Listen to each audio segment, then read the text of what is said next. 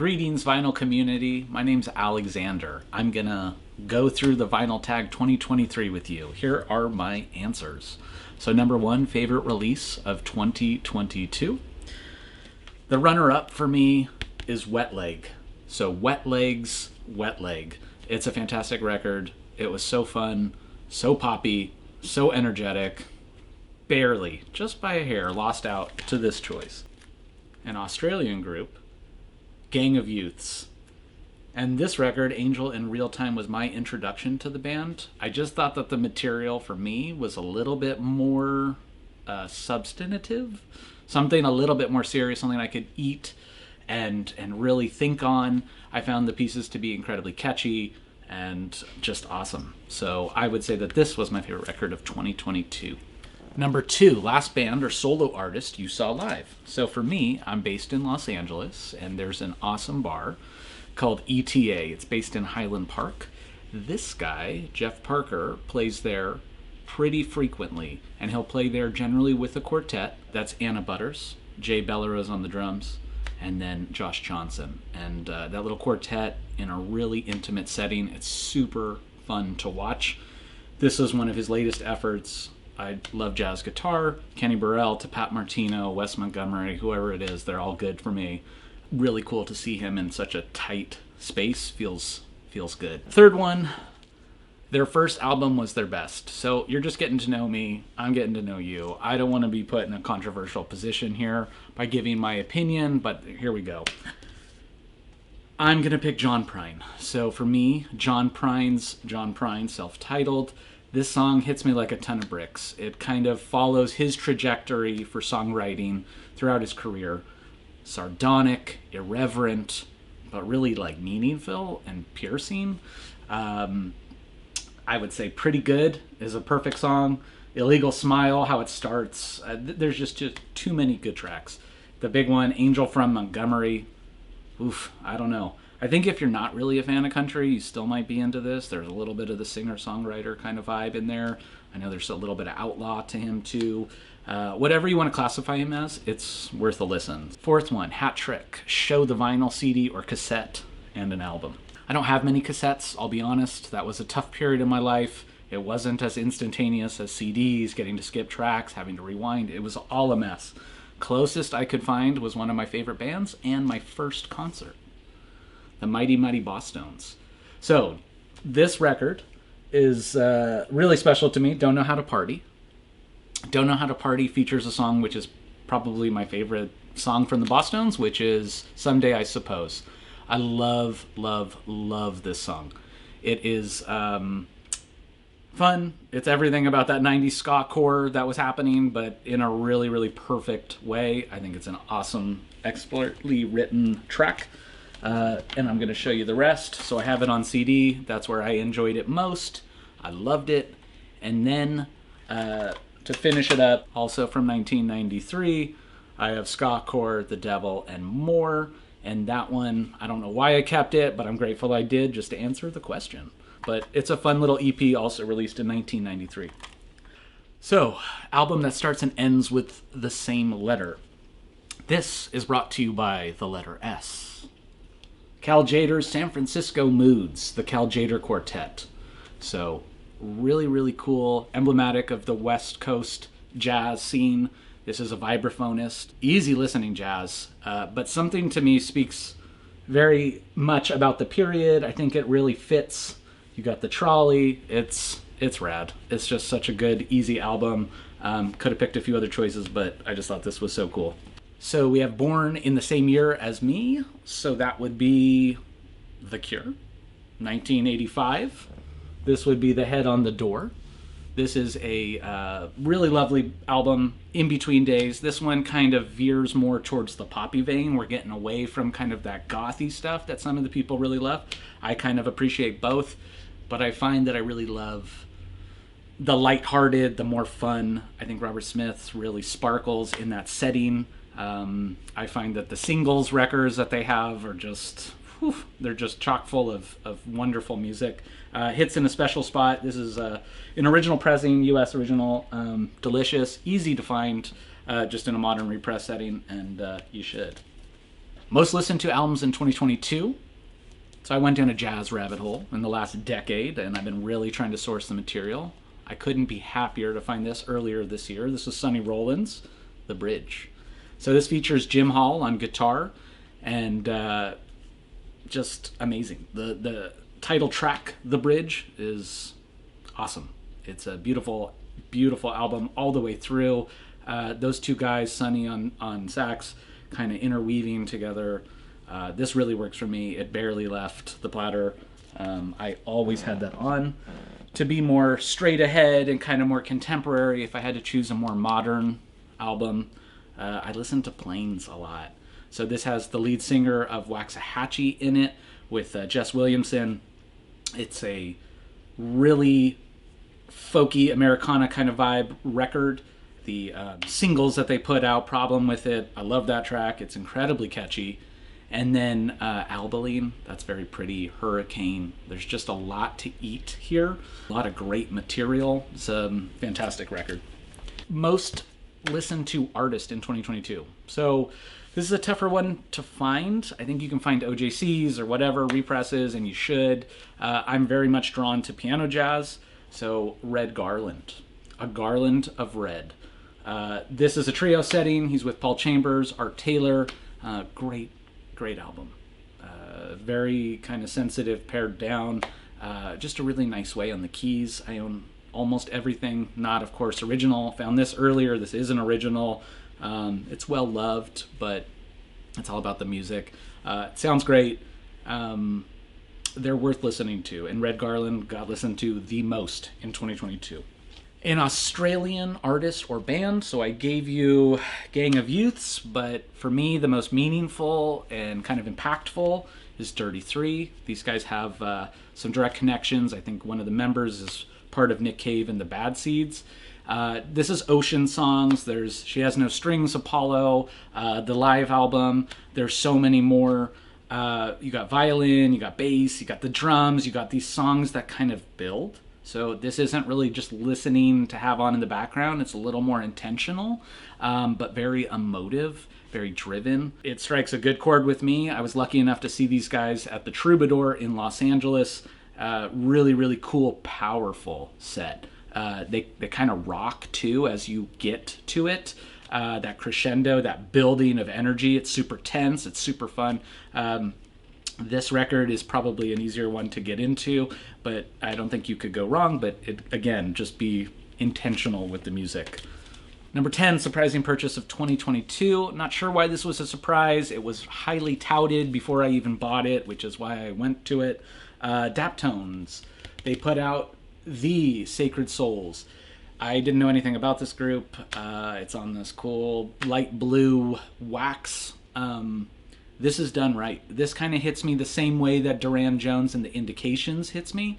I know that's a coal mine record. It's just this genuine soul sound where it sounds of a different time. They do it so well. Really a pleasure to listen to. Very, very happy with this purchase. If I had to kind of split that question, I would say this comes courtesy of Charlie Crockett. So the hard-working country artist who puts out just so many records, it's hard to keep track, was singing the praises of this young man, Vincent Neil Emerson.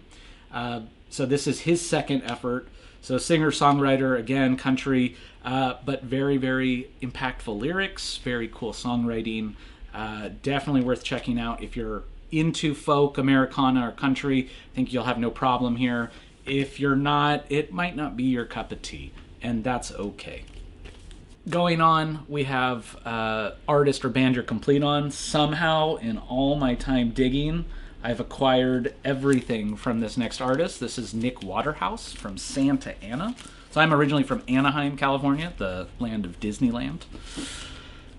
So Nick Waterhouse, so singer-songwriter, guitarist, very, very well recorded. These records sound great. I actually was introduced to this by the Audiophiliac, and I kind of looked it up, and I really fell in love with it. It's just very authentic, kind of bluesy, rocky. Just gonna do that. There's so many records. I don't know how I came across all of them, but I did, and they're worth seeking out.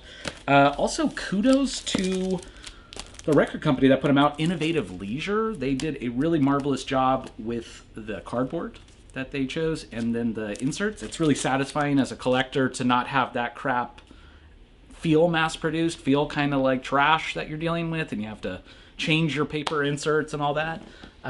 So everything was done well, including the recording. And again, it's just music you can throw on during a party when you're entertaining. Very, very cool stuff. Okay, moving on. A great run of 3 albums. I have Billy Bragg out of England. So his first record, Life's a Riot with Spy vs. Spy. This record really, really hits. I think if you're not even a fan of this guy, if you're not really even familiar, it would be a great place to start. There's a lot of energy. There's a lot of rawness. You really feel that he's driven towards politics. What is it? New England. Yeah, the milkman of human kindness. Oh my God. A New England, though, is really the track you'd probably want to get started with. Powerful stuff. Second album, Brewing Up with Billy Bragg, might be the softest effort of the 3 of the trio. But then my introduction to the man, and that's Talking with the Taxman About Poetry. And great album title. Awesome record. So Greetings to the New Brunette, really kind of a bright, spirited start. And then you have so many other great songs on there. Levi Stubbs' Tears is a little bit more sad, melancholy as it sounds, but it's a little interesting. Help Save the Youth of America. That is a jingly, poppy, powerful anthem, and definitely making fun of us. And I'm here for it. It's fun. It's edgy. This guy rocks. He would later come into my purview via Wilco and doing Woody Guthrie songs, and those are fantastic records as well. 80s soundtrack. Well, I'm born in 85. I think about this movie still to this day. I think it still holds up. And that's the Goonies. And the Goonies, to me, incredible film, more so than the soundtrack. You have the Bangles on there. You have Luther Vandross. And then you have Cyndi Lauper. I really think about this kind of time in my life. I think about, how Sean Astin, James Brolin, all these people in there kind of kicking butt in the film. It's awesome. Also, by the way, if you haven't been to Astoria, Oregon, where it was filmed, or some of it's based, it's definitely a spot to be checking out. Next, we're going to do We Lost Them in 2022. I have the specials. So we lost Terry Hall at the end of 2022. This is kind of more, for me, a deeper hit. I have all their records. This hits because my brother introduced them to me. He would introduce me to ska and punk, and I can't listen to punk anymore. I can still easily listen to ska. And listen, if you're not into ska, I completely get it. But A Message to You, Rudy, I think that one can kind of transcend. Also, Ghost Town. Those 2 tracks, I think, really kind of can go beyond just ska. But what Terry Hall was, how political he was, how important he was for that English ska revival, you can't diminish it, and it's a shame to see him go. Disappointing purchase in 2022. This guy put out 2 records in 2022. This guy's very, very important to the record industry and the revitalization of vinyl. That's Jack White. This wasn't really like a bad record. It just kind of fell flat. It was more a meh record. His other album that he came out with beforehand was fantastic. It really was more innovative. It wasn't so much like it was the greatest songwriting, but it was more cool technique that was happening in on the cutting floor or whatever. That record speaks to me. This one, as a follow-up, a little bit more gentle, and it just was a little more boring. And I don't want to harp on it. The guy is awesome. So let's see, non-vinyl purchase. So bought a few CDs. Sometimes I'm just after the music. So I waved the white flag on this particular release, so I was happy to find it for $1 at the flea market. I'll take the music in any form. Again, this is jazz. So this is Benny Golson's New York Scene. This is a really, really cool record. You have Paul Chambers again on bass, Wynton Kelly. You got Art Farmer on there on trumpet. You got other players too. It's cool stuff. This guy is an excellent composer. He'll compose for lots of people. Some of those tracks become almost standards. Gigi Grice as well. Loved this photograph. Have lost numerous eBay battles over it. Just gave up. Was so happy to see it for $1 and bought it, and I'm super happy with it. 17, I found a grail, and I sure did. I found a few grails. That Red Garland might be one of them. I found a Lee Morgan record that I was super happy with. But this one I think kind of hits for someone of my age as well. I think it's going to hit for a lot of people. I won't really talk about the music too much, but Smashing Pumpkins, this is kind of a heavy grail. It's also the most expensive record I bought. I had to pay up for it. This is the 2012 repress. Who cares? It's about the music. Tonight Tonight, I know it's a single, but damn, that song is so freaking fantastic. I can't get over it. The Smashing Pumpkins for me just hits me in that time frame where I just thought like they were the coolest people ever. Space-themed album or sleeve, this immediately came to mind. Juan Garcia Esquivel and his orchestra. This is Other Worlds, Other Sounds. This is that tremendous, I have this in multiple pressings, but the living stereo pressing. I always like that little banner. I'm a big classical collector as well. If you don't know this, this is kind of tied closely, of course, to bachelor pad music, if you do. But there's also like this whole tiki and cocktail culture that this really kind of meshes with. This is fun music. This is martinis on the moon. This is tiki cocktails at whatever your favorite little cool bar is. We have Tiki Tea in LA. We have a few other cool tiki bars. I don't want to just associate it with alcohol. It's actually really cool. Being someone who's such a fan of classical music, there's something so funky about his orchestras with these fun space age sounds and kind of like almost comic, cartoony kind of vibe. It ages gracefully though. It still feels fresh, and I know it feels of a period, but it has viability now, and I love it. And if you haven't heard it, I think you should listen to it. You can find these records on the cheap at a thrift store, at a Goodwill, somewhere like that. But you'll have to search. If you go to like an antique store, they're gonna ding you for it. But they're out there and they're worth seeking out. So our penultimate question: show, VCLT, or a present? So I'm gonna have to show a present. I am new to the vinyl community, and the love train hasn't made a stop here just yet. I hope one day it will. But in the meantime, I was given a gift from a friend. That is Joe Henderson Tetragon. So this is off Milestone. So this comes later in his career after the Blue Note stuff. This is an Oren Kepnews record label. It has Ron Carter, Jack DeJohnette, Don Friedman, Lewis Hayes. Awesome stuff. Joe Henderson in this period starts to get out there, starts to be a little bit more funky and soulful. I think some of those Blue Note recordings are incredible. They're just hard to get. At least with the Milestone stuff, it's a little bit more accessible in terms of pricing. All of us jazz collectors or people who've been bit by the jazz bug, we're reeling, we're hurting. At least be on the lookout for some of the stuff from Milestone. It's worth having. It's super cool. Last question. Show an album released in 73. I was kind of shocked to see that. It was Herbie Hancock's Headhunters. There were a few really, really great choices. I thought this would be a great one.